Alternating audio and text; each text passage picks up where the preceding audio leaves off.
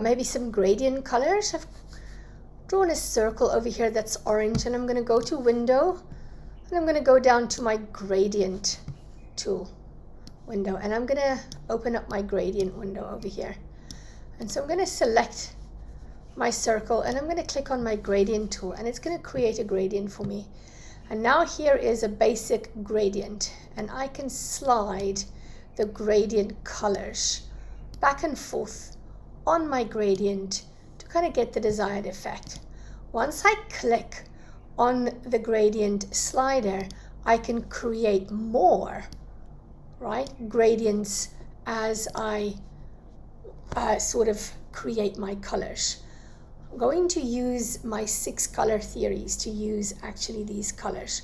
When I double click in one of these circles, it'll give me my color guide. It'll give me the color palette that I need. It'll be able to ask me to use my eyedropper to use a variety of colors, and I can actually use my knowledge of color theory. I can also change the direction by actually changing the angle of how I want to use my gradient, right?